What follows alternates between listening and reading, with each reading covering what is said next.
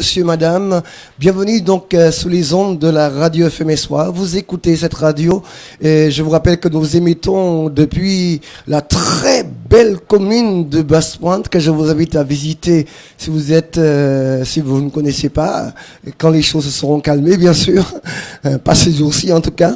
Chers auditeurs, que Dieu vous bénisse, que Dieu vous fortifie. Je vous rappelle que nous sommes joignables toujours donc au 05 96 52 64 17. Vous pouvez aussi nous envoyer des SMS et des WhatsApp au 06 96 76 94 90. Alors si vous m'envoyez faire des manipulations, c'est juste pour permettre que les choses se passent d'une manière agréable par la grâce de Dieu. Je parle à ceux qui nous écoutent, qui nous regardent via Facebook. Dieu vous bénisse, chers auditeurs.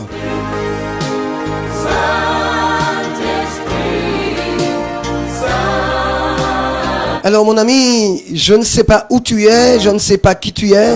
En tout cas, je prie afin que Dieu te bénisse. Je prie afin que Dieu répande sa grâce dans ta vie. Je prie Dieu afin que là où tu es, que tu sois en métropole, que tu sois en Martinique, je prie afin vraiment que le Père Céleste, eh bien, il te fasse du bien. Eh bien, il t'accorde sa grâce, il t'accorde sa bonté, il t'accorde sa fidélité. Parce que nous avons affaire à un Dieu merveilleux. J'ai beaucoup aimé un chant du regretté pasteur Maurice Louis-Joseph qui chantait « Bon Dieu qu'a parlé, personne ne parle écouter. Nous tous occupés, nous tous pressés. » Je crois que ce chant est d'actualité. Je fermerai la parenthèse, chers amis auditeurs. Amen. Que Dieu soit béni. Alors, nous lirons un passage ce matin dans 2 Samuel 6 et verset 1.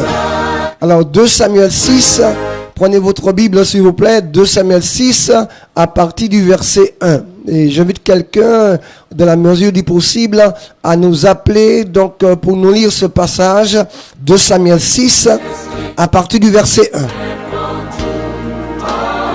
2 Samuel 6, verset 1, prenez vos Bibles s'il vous plaît. Alors, invitez vos amis à nous écouter, à nous regarder. 2 Samuel 6 à partir du verset 1. Quelqu'un peut nous appeler donc au 05 96 52 64 17 pour nous lire ce passage qui n'est pas compliqué. 2 Samuel 6 à partir du verset 1. 2 Samuel 6 verset 1. Que Dieu soit béni.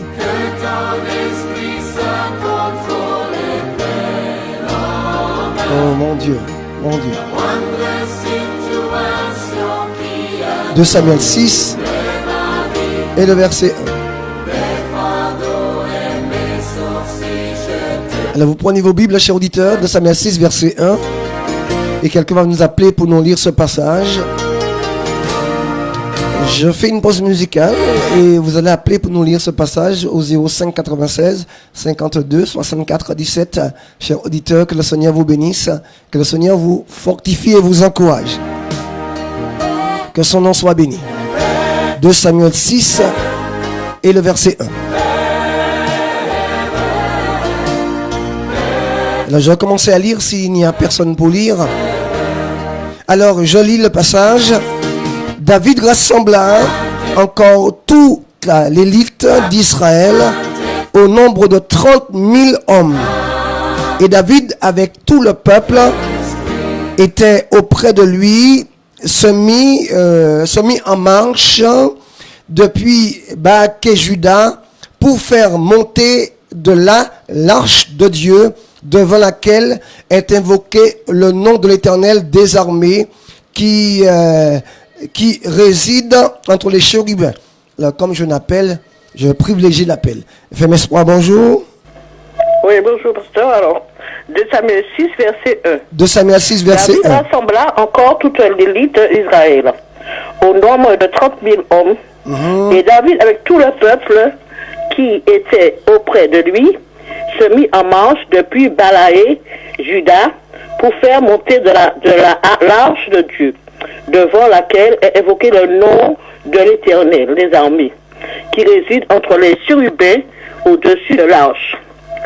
Ils mirent sur un char neuf l'arche de Dieu et l'emportèrent de la maison d'Abinada. Sur la colline, Uza et Achio, fils d'Abinada, conduisaient le char neuf. Ils l'emportèrent donc de la maison d'Abinada. Sur la colline, Uza marchait à côté de l'arche de Dieu et Achio allait devant l'arche. David et toute la maison d'Israël jouaient devant l'Éternel de toutes sortes d'instruments, de bois, de cyprès, des arbres, des luttes, des tambourins, des cis et des cymbales. Lorsqu'ils furent arrivés à l'ère de Nacon, Uza étendit la main vers l'arche de Dieu et la saisit, parce que les bœufs la faisaient pencher. Je continue? Oui, continue, ma soeur. La colère de l'Éternel s'enflamma contre Uza, et Dieu le frappa sur place à cause de sa faute. Uza mourut là, près de l'arche de Dieu. David fut irrité de ce que l'Éternel avait frappé Uza de tels châtiments. Et ce lieu a été appelé jusqu'à ce jour Pérez Uza. Merci beaucoup, ma soeur. Dieu te bénisse. Tu restes à l'écoute? D'accord. Amen. Alors, voici, bien-aimé, une situation assez particulière. Voici donc une situation assez singulière. C'est un grand moment de fête, un grand moment de victoire, un grand moment de réjouissance, et qui finira très mal. Alléluia. Bien-aimé, c'est le moment où on va faire remonter l'arche d'Israël en Israël. Le moment où on va récupérer, on va ramener la gloire en Israël. L'arche de Dieu symbolisait la présence de Dieu. Partout où l'arche de Dieu était, cela voulait dire que Dieu était aussi. Amen. Alors, bien-aimé, il est bon de vouloir retrouver le premier amour. Il est bon de vouloir retrouver la présence de Dieu. Il est bon de vouloir retrouver une bonne communion avec Dieu. Et c'était une très bonne chose de ramener l'arche en Israël, là où l'arche devait être, dans la maison de David, là où l'arche avait sa place. Dieu doit avoir sa place dans ton cœur. Dieu doit avoir sa place dans l'église. Dieu doit avoir sa place dans les vies. Dieu doit avoir sa place dans ton ménage, dans ton foyer, dans ta maison. Et là, bien-aimé, c'est beau d'entamer des choses, des moments de prière, des moments de consécration pour ramener Dieu à sa place, pour lui donner la place qui lui est due, pour lui donner la place qui lui revient de droit. Et c'est une bonne chose de ramener cette arche de Dieu dans notre cœur. Je rappelle que l'arche de Dieu symbolisait la présence de Dieu. L'arche de Dieu symbolisait la présence du roi des rois. Et comme j'ai dit, bien-aimé, ça devait être un beau jour. Ça devait être un jour agréable.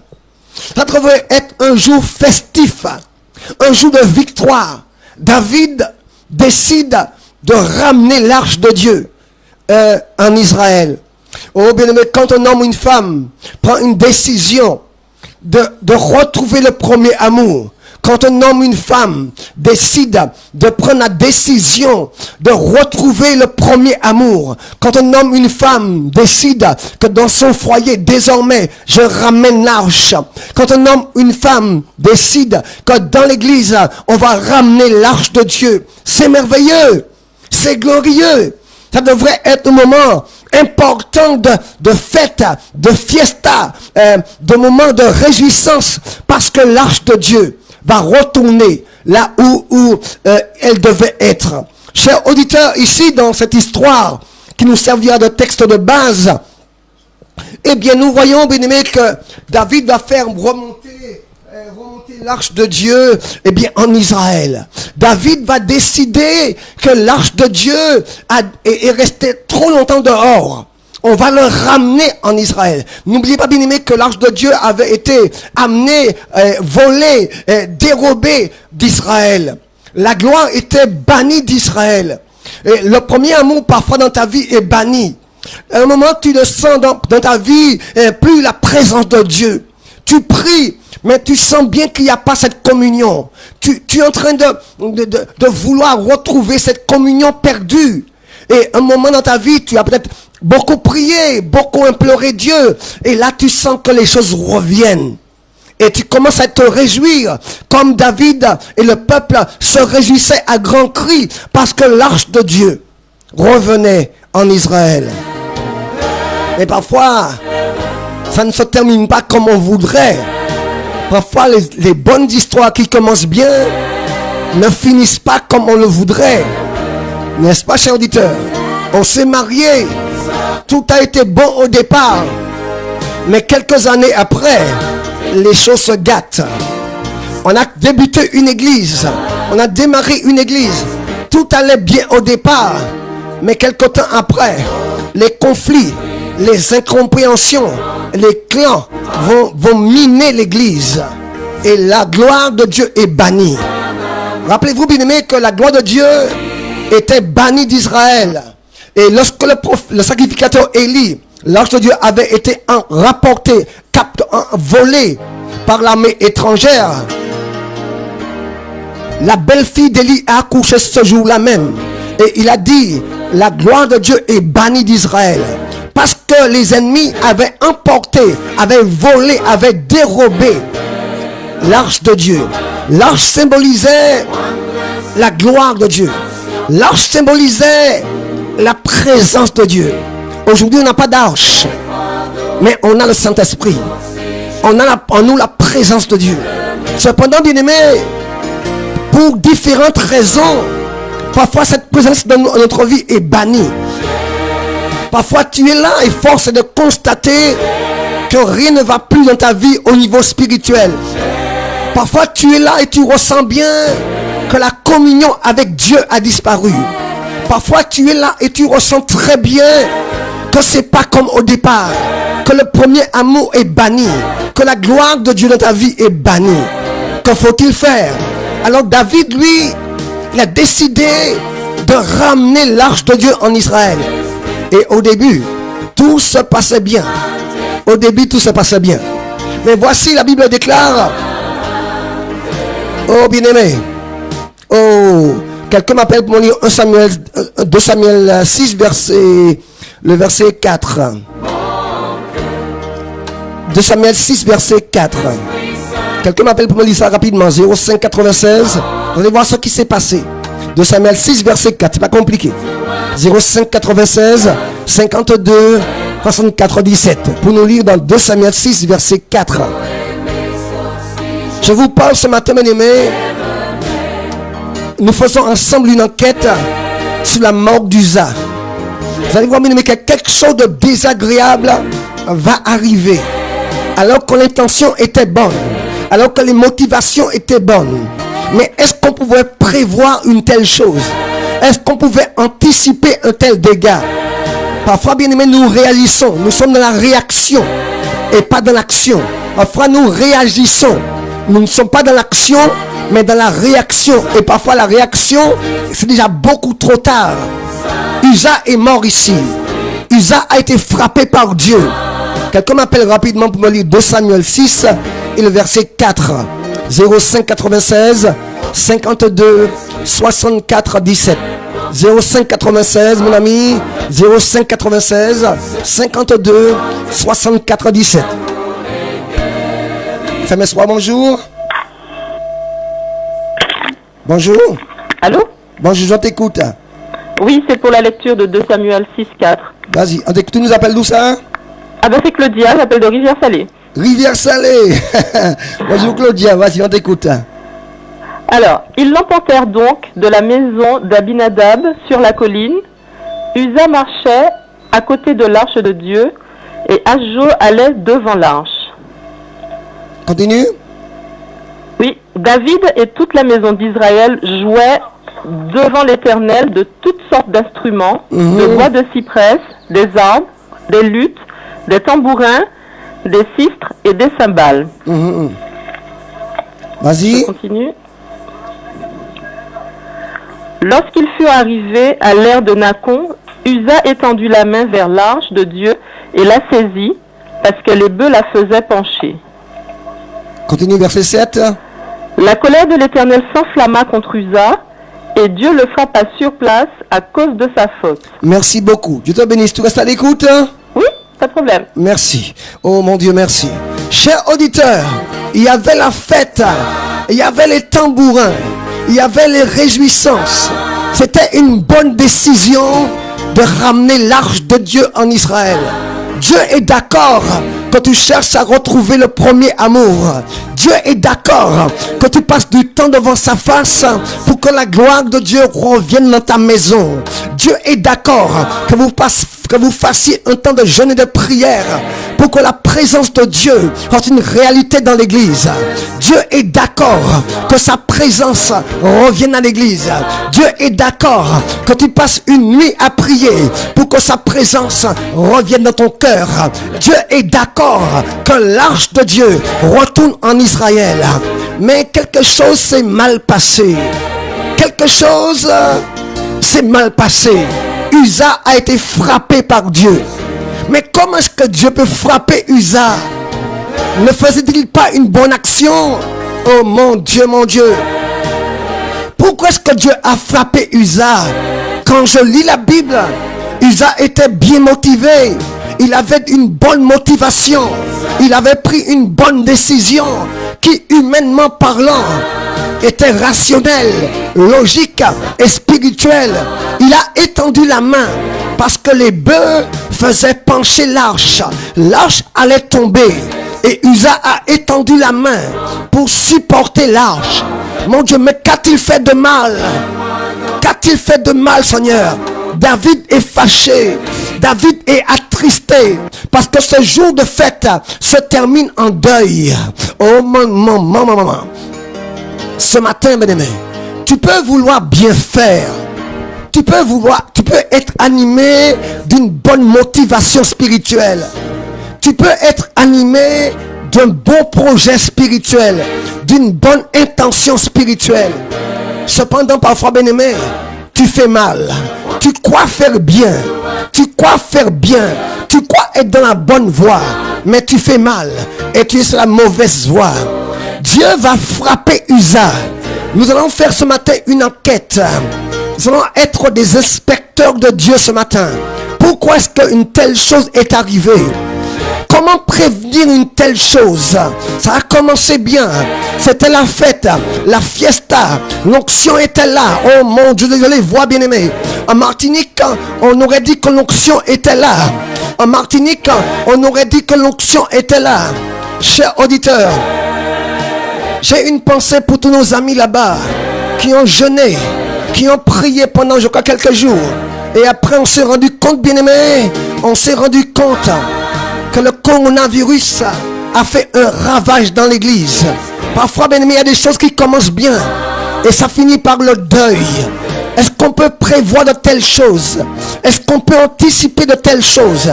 La Bible dit que toute écriture a été écrite pour nous instruire.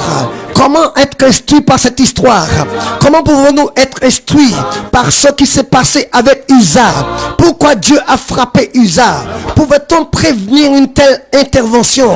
Pouvons-nous prévenir une telle action, bien-aimé? Dieu a frappé Uza. Oh, bien-aimé, David est attristé. David fut irrité de ce que l'Éternel avait frappé Uza d'un tel châtiment. Un châtiment. Bien-aimé, Uza pensait bien faire. Uza pensait bien faire. Et nous voyons, chers auditeurs, que là, il va être frappé. Il n'a fait qu'étendre la main pour que l'arche ne tombe pas. Il n'a fait qu'étendre la main pour que l'arche ne tombe pas. Comment en est-on arrivé à une telle situation? Parfois, bien-aimé, tu penses bien faire pour ton travail, pour ta maison, pour ton foyer, pour l'église. Tu penses bien faire. Chers auditeurs, chers amis, parfois nous pensons bien faire. Nous pensons dire les choses qu'il faut. Chers auditeurs, la Bible déclare que Dieu a frappé Uza. Mon ami, j'ai à te parler ce matin. Pourquoi est-ce qu'on en est arrivé là? Pourquoi est-ce qu'une telle chose est arrivée? Est-ce que quelqu'un veut savoir ce matin? Est-ce que quelqu'un veut savoir ce matin? Pourquoi de telles choses arrivent? Oh mon Dieu, pourquoi de telles choses arrivent? Pourquoi de telles choses arrivent, bien-aimé? Pourquoi est-ce que Uza a été frappé? Pourquoi est-ce que Uza a été frappé, bien-aimé? La Bible dit, bien-aimé, qu'Uza a été frappé. Uza a été frappé. Uza a été frappé. Pourquoi cet homme, bien-aimé, a été frappé? Pouvait-on anticiper ces choses? Pouvait-on prévenir ces choses? Pouvait-on s'attendre à une telle chose? Oh bien-aimé, pourquoi cet homme a été frappé? Parfois tu penses faire bien. Parfois tu penses avoir pris la bonne décision.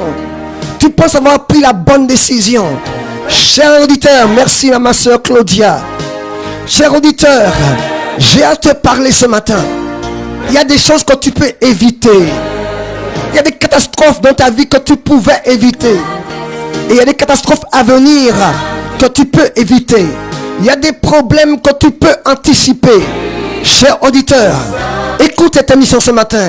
Appelle tes parents, appelle tes amis. Dis-leur d'écouter Radio FM Espoir. Oh mon Dieu, je vais te parler. Pourquoi Dieu a frappé Uza?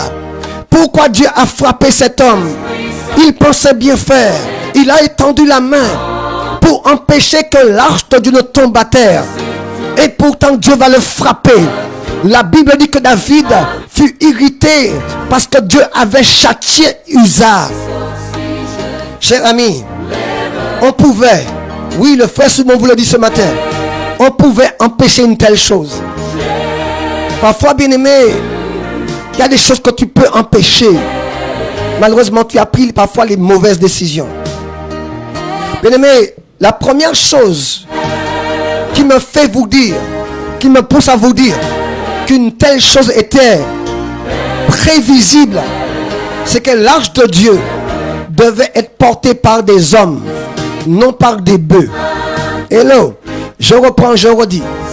La première chose que vous devez savoir, l'arche de Dieu devait être portée par des hommes et non par des veaux, par des bœufs.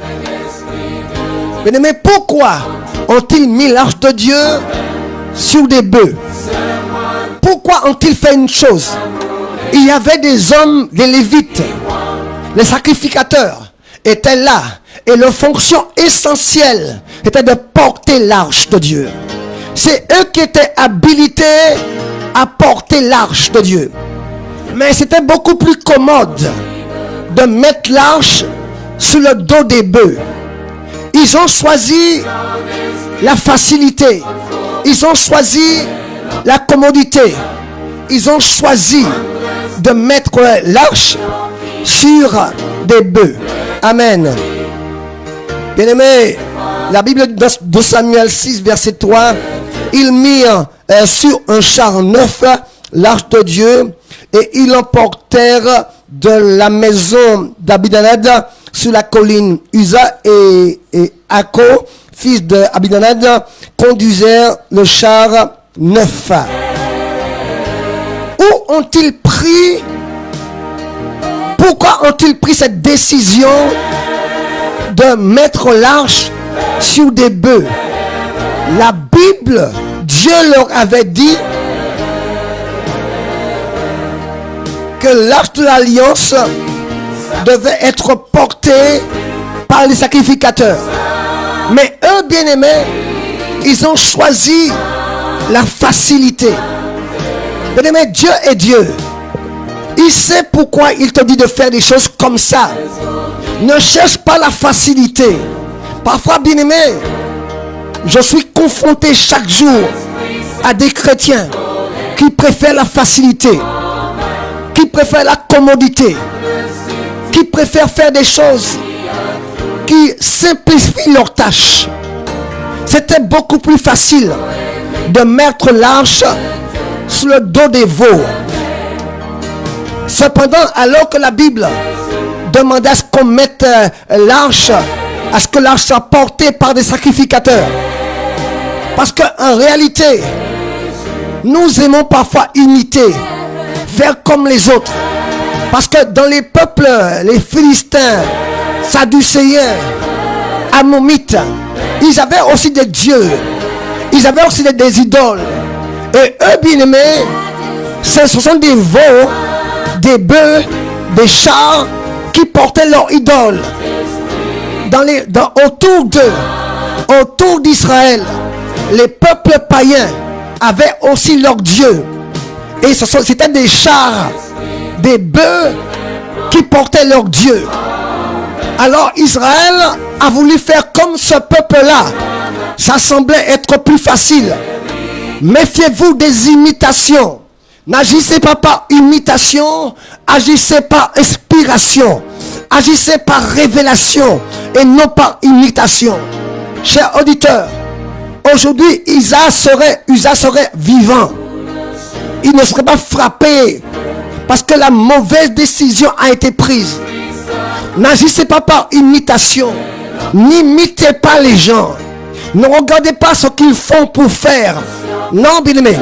Fais comme Dieu veut que tu fasses.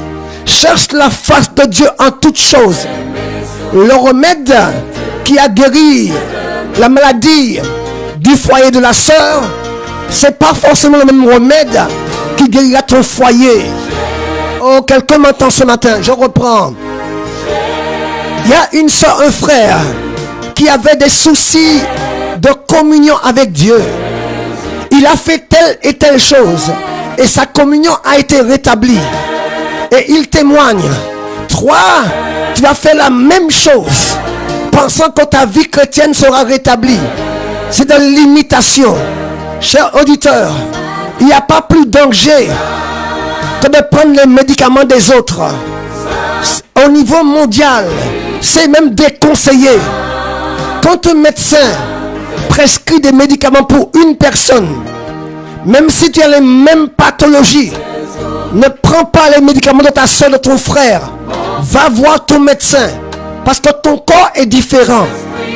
Ton corps est différent du corps de ton voisin, de la soeur.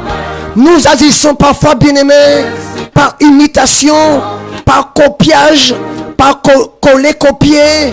Oh, bien-aimé, c'est de la grande mode. Il faut que je parle au pasteur ce matin. Il y a une tendance. Méga église, giga église, big church. On veut bâtir grand, on veut faire grand, on veut imiter les autres. Mais ne cherche pas à imiter les gens, à faire comme les autres. Cherche la face du Seigneur. Cherche la face de Dieu. Est-ce que Dieu t'a appelé pour être un pasteur de 10 000 membres? Est-ce que Dieu t'a appelé pour être un pasteur de 500 membres? Ou est-ce qu'il t'a appelé simplement pour être dirigeant de groupe de prière? Tu ne sais pas. Ne cherche pas à faire comme les autres. Cherche la face de Dieu. David a été le premier responsable. Les sacrificateurs ont été aussi complices de la mort d'Uza. Ils étaient responsables. Ils n'auraient pas dû mettre le char.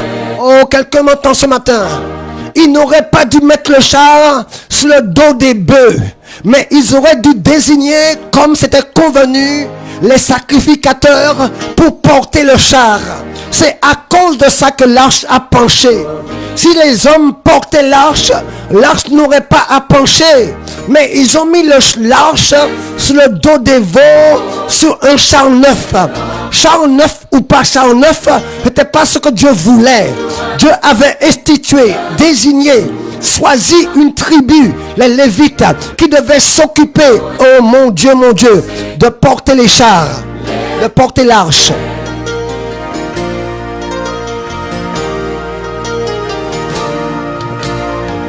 Alors c'est vrai que vous avez, pour ceux qui nous écoutent en France, il y a des soucis de connexion parce que simplement, vous savez, comme nous sommes en période de confinement, il y a beaucoup de connexions au niveau Internet. Alors ceux qui nous écoutent via Internet, je pense qu'il y a des soucis de RAM, de connexion et ça bug peut-être chez vous. Alors ne soyez pas attristés par ça, je sais que je reçois des messages. problème de connexion. Donc, vous pouvez aussi écouter via les www.fmespoir.fr. On dit bien, vous pouvez écouter aussi via les www.fmespoir.fr. Que Dieu vous bénisse et que Dieu répande sa grâce dans votre vie. Il est merveilleux, il est grand. Oh, que Dieu soit béni. Chers auditeurs, Uza a été frappé par Dieu. Dieu a frappé Uza. Alors David criait en moi. David était fâché. La fête s'est terminée en deuil. Au début, il y avait les tambourins. Parce que l'arche de Dieu revenait en Israël. Il y avait la flûte, les tambourins. Les hommes se réjouissaient. Les femmes se réjouissaient. Les enfants étaient en réjouissance. David dansait devant l'arche de Dieu. Mais voici qu'un événement imprévu arrive. Dans la vie, bien-aimée, il y a parfois des événements imprévus qui arrivent. Pourquoi? Parce qu'on prend des décisions. Bonjour à ma soeur Viviane Vanitou. Merci ma soeur, Dieu te bénisse. Parfois dans la vie, bien-aimée, on croit bien faire. On prend des décisions. David, sacrificateur, et les anciens d'Israël ont pris une décision de mettre l'arche sur un char neuf tiré par des bœufs. Dieu n'a jamais demandé, a jamais mis cette loi qu'il fallait que l'arche soit portée par un char neuf et tiré par des bœufs. Dieu avait mis une loi. Il fallait que l'arche soit portée par les sacrificateurs, par les Lévites. C'est eux qui étaient désignés pour porter l'arche. Seulement quelque chose s'est passé autour d'Israël. Tous les peuples païens avaient aussi leur Dieu. Tous les peuples païens avaient leurs idoles. Et leurs idoles étaient portées par des chars tirés par des bœufs. Alors, bien-aimés, ces choses ont inspiré David. Ces choses ont inspiré les anciens qui ont dit pourquoi pas. Pourquoi pas? Le plus important, c'est que l'arche arrive à destination. Bien-aimés, parfois, bien-aimés, nous choisissons la voie facile. Nous aimons la facilité. De nos jours, bien-aimés, on aime la facilité. Oh, que Dieu vous bénisse. Chers auditeurs, ne fonctionnez pas par imitation, mais fonctionnez par inspiration. Ne vous laissez pas aller à l'imitation, mais fonctionnez par l'inspiration. Ne cherchez pas à faire comme les autres. Oh mon Dieu, mon Dieu, mon Dieu, mon Dieu, mon Dieu, mon Dieu, mon Dieu, mon Dieu. J'ai à vous parler ce matin.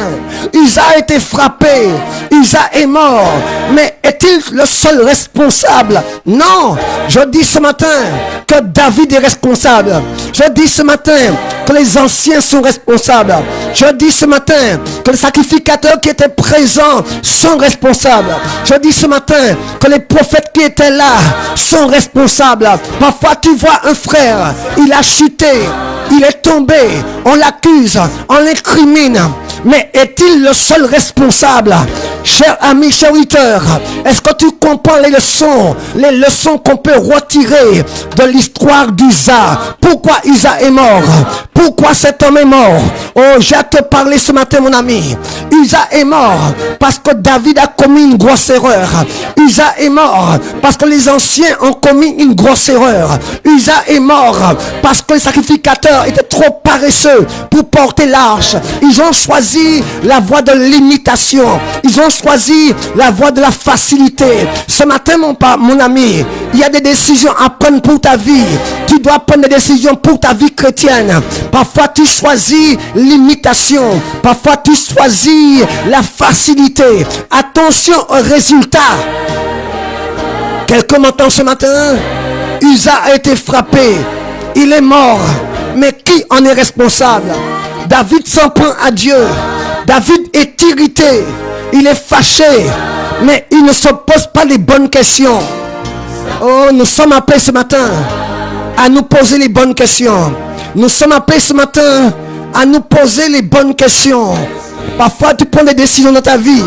Parfois dans ta vie tu prends des décisions. Tu prends des résolutions. Tu prends des décisions. Et tu crois bien faire. Et quelque temps après, quelques années, tu moissonnes ce que tu as semé. Et parfois tu es comme David, tu es irrité parce que Dieu a frappé Uza. Tu es irrité parce que Dieu a frappé cet homme. Les gens qui étaient là ont vu Uza tomber à terre, foudroyé par la colère de Dieu. Pourquoi Dieu a frappé Uza? Pourquoi Dieu a frappé cet homme? Pourtant cet homme Uza allait faire quelque chose de bien. Pourtant cet homme Uza allait faire quelque chose de bien. Il allait empêcher l'arche de tomber. Et Dieu l'a frappé. Est-ce que Dieu ne s'est pas trompé? Non, mon ami. Dieu n'est pas injuste. Dieu n'est pas injuste. Mais il est précis. Dieu n'est pas injuste. Quand il te donne un ordre, il faut faire comme il t'a dit de faire. Il n'avait jamais demandé au peuple de mettre l'arche sur un char. Il n'avait jamais demandé au peuple de faire un char pour transporter l'arche. Il avait demandé au peuple, il a choisi des Lévites, des sacrificateurs pour porter l'arche. Mais ils étaient trop paresseux. Ils aimaient la facilité. Nous aimons la facilité. Vous avez un conflit avec quelqu'un. C'est plus facile et plus glorieux d'attendre que la personne vienne vous demander pardon. Oh mon ami, n'importe quel païen fait ça. N'importe quel converti fait ça. Tu as un souci, tu as un problème avec un proche, avec un bien-aimé, avec un parent, et tu estimes que tu as raison, et tu es chez toi, tu attends que la personne vienne te demander pardon. Bien-aimé, n'importe quel païen fait ça. Mais Dieu te demande de laisser ton offrande et là d'aller chercher la réconciliation avec cette personne. Mais on n'aime pas ça. On préfère la facilité. On n'aime pas ces choses. On préfère tout ce qui est simple, tout ce qui est facile. On préfère mettre de côté la parole de Dieu et choisir la facilité. Israël a choisi la facilité pour rapporter l'arche de Dieu en Israël. Il y avait plusieurs solutions. Mais il y avait une solution qui était celle de Dieu. Les sacrificateurs devaient porter l'arche. Je reprends. Les sacrificateurs devaient porter l'arche. Mais au lieu de ça, ils ont choisi de faire un char moderne, tout neuf, pour porter l'arche tiré par des bœufs. Chers auditeurs, avec Dieu, ne choisis pas la facilité. Mais avec Dieu, choisis d'obéir à la lettre, à sa parole. Est-ce que quelqu'un m'entend ce matin? Est-ce que quelqu'un m'entend ce matin? Avec Dieu, bien-aimé, choisis. Amen. Oh mon Dieu. Je parle à quelqu'un ce matin. Donnez gloire à Dieu. Là où tu habites, examine ta vie. Tellement de décisions qui te semblent être faciles. C'était plus simple, plus facile de faire comme ça, de mentir pour t'échapper que de dire la vérité. Tu as choisi la facilité. C'est tellement plus simple. Moins de conséquences ravageurs de mentir à quelqu'un. Parfois la vérité est difficile à dire. Parfois la vérité est difficile à exprimer. C'est beaucoup plus simple de mentir. Alors on choisit la facilité. Chers amis, faites attention à vos décisions qui vous semblent appropriées. Faites attention à vos décisions. On choisit parfois l'imitation. On choisit parfois le calcage. On choisit parfois le copier-coller. On aime imiter, faire comme les autres. Je ne veux pas faire comme les autres. Je veux être comme Dieu veut que je sois. Je ne veux pas imiter les gens. Faire comme eux. Faire comme... Non, bien-aimé, non. Je veux chercher la face de Dieu. Seigneur, que veux-tu que je fasse? Oh mon Dieu. Oh Jésus. Il y a des Usas qui vont encore mourir. Il y a encore des Usas qui vont encore mourir. Il y a encore des Usas qui vont être encore frappés par Dieu. Et après on va pleurer sur les Usas qui seront frappés par Dieu. Peuple de Dieu, réveille-toi. Peuple de Dieu, Prends conscience. Arrêtons les imitations. Arrêtons les copier-coller. Arrêtons de chercher la facilité. Cherchons la voix du Seigneur. Cherchons à obéir simplement à la parole de Dieu. Oh mon Dieu, mon Dieu, mon Dieu. Je parle à quelqu'un ce matin. Dans ta vie, examine ta vie. Il y a plein de décisions que tu as prises à cause de la facilité. Tu t'es basé sur la facilité pour prendre des décisions. Mais ce matin, repens-toi. Hier soir, j'étais à la maison et je priais. Tout le monde prie pour le coronavirus. Moi aussi je prie. Mais il faut être responsable. Je me suis dit, Seigneur, quelque part, tu parles aux chrétiens. Quelque part, tu parles aux hommes de ce monde. Un petit virus qu'on ne voit même pas à l'œil nu. Un petit virus qui est microscopique a suffi pour mettre le monde à genoux. Oh, gloire à Dieu. Seigneur, il n'y a que toi qui sois vrai. Mais réfléchissez à ça. Prenez conscience. Au mois de janvier 2020, j'ai écouté, j'ai entendu les ministres parler. Qu'ont-ils dit en France? Ils ont dit qu'il y a très peu de chances que la France soit impactée.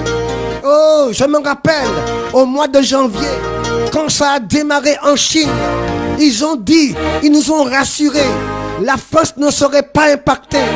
J'ai écouté encore le directeur de l'OMS qui disait, il n'y a pas d'épidémie.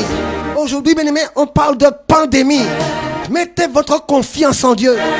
Mettez votre confiance en Dieu. Regardez à Dieu. On n'a même pas de médicaments. Chers auditeurs, USA a été frappé. USA a été frappé. USA a été frappé par la colère de Dieu. Pourquoi Dieu a tué USA? Le thème n'est pas trop fort. Dieu a frappé USA. David est attristé. David est irrité. Mais pourquoi Dieu a frappé USA? Parce qu'ils avaient pris la mauvaise décision de mettre l'arche de Dieu sur un char. Il y a des méchants auditeurs. Faites attention aux décisions que tu prends ce matin. Faites attention aux mauvaises décisions qui sont habillées de vraies décisions. Je reprends, je redis. Faites attention aux mauvaises décisions qui sont habillées de manteaux de bonnes décisions. Est-ce que quelqu'un m'entend ce matin? Est-ce que quelqu'un me comprend ce matin? Tu vas dire amen si tu comprends. Tu vas dire amen si tu comprends. Oh my God. Est-ce que tu es là ce matin? Est-ce que tu m'entends ce matin? Oh, Jésus est merveilleux. Jésus est grand. Quelqu'un m'entend ce matin? Dis frère Soubon, je t'entends. Je comprends aussi. J'ai pas encore fini. Alors tu vas appeler au 05 96 59 64 17 et tu vas dire continue mon frère, je comprends. Oh my God.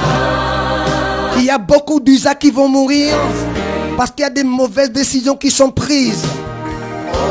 Décisions de facilité, de copiage, de coller-copier, de photocopie. N'imitez pas les gens, n'imitez pas les hommes. Soyez inspirés par Dieu. Chers amis, chers auditeurs, USA a été frappé par Dieu parce qu'Israël a imité les peuples païens. Israël a imité ses voisins qui portaient leur Dieu sur un char, ce qui n'avait jamais été dans le plan de Dieu pour eux.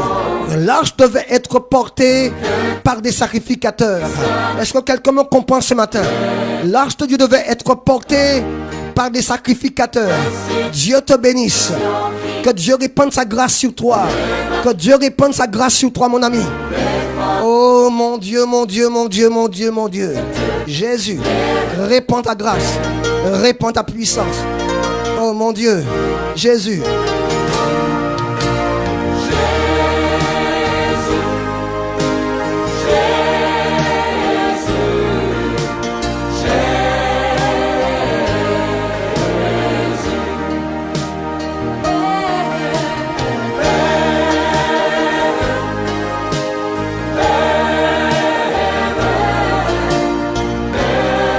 On va lire s'il vous plaît Dans Deutéronome 10, verset 8. Prenez vos Bibles, s'il vous plaît, dans Deutéronome 10, verset 8. Quelqu'un m'appelle pour me lire ça assez rapidement, cher auditeur. Deutéronome 10, verset 8. Faites vite, cher auditeur. 05 96 52 64 17. Appelez-nous rapidement pour nous lire dans Deutéronome 8, me semble-t-il. Deutéronome 10, pardon, verset 8. Oh mon Dieu, il est merveilleux, il est grand, il est glorieux. Jésus est adorable. Nous ne sommes pas dignes, mais nous aime quand même. Deutéronome, s'il vous plaît, 10, c'est le verset 8. Deutéronome 10, c'est le verset 8. Vous nous appelez rapidement pour nous lire ce passage.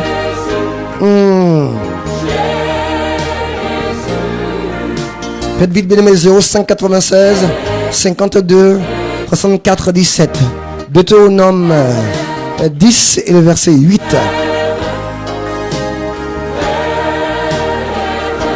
J'attends quelqu'un au bout du fil. Faites vite, cher auditeur. Deutéronome 10 et le verset 8. Nous sommes en train de voir la mort d'Uza. Pourquoi Dieu a frappé Uza? Quelles sont les leçons à retirer d'une telle histoire, d'une telle catastrophe? Deutéronome 10 et le verset 8.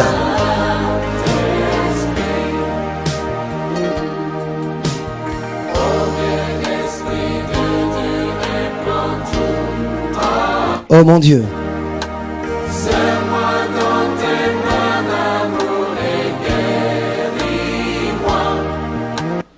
Deutéronome 10, verset 8. Faites vite, cher auditeur, j'attends quelqu'un au bout du fil. N'attendez pas que quelqu'un appelle, mais appelez vous-même. Deutéronome 10, c'est le verset 8. 05 96 52 64 17. Oh mon Dieu. Alors je vais lire puisqu'il n'y a pas d'appel pour l'instant. Lisons ensemble ce passage, Deutéronome 10 et le verset 8. En ce temps-là, l'Éternel sépara la tribu de Lévi. Écoutez bien. En ce temps-là, l'Éternel sépara la tribu de Lévi et lui ordonna de porter l'arche de l'alliance de l'Éternel, de se tenir devant l'Éternel pour le servir et de bénir le peuple en son nom, ce qu'elle a fait jusqu'à ce jour. C'est pas moi qui l'ai dit. C'est pas moi qui l'ai dit, bien-aimé. C'est pas moi qui l'ai dit. C'est écrit noir sur blanc sur la Bible. Écoutez bien qui devait porter l'arche. Je parle à quelqu'un ce matin, mon ami. Écoutez bien qui devait porter l'arche. Deutéronome 10, verset 8.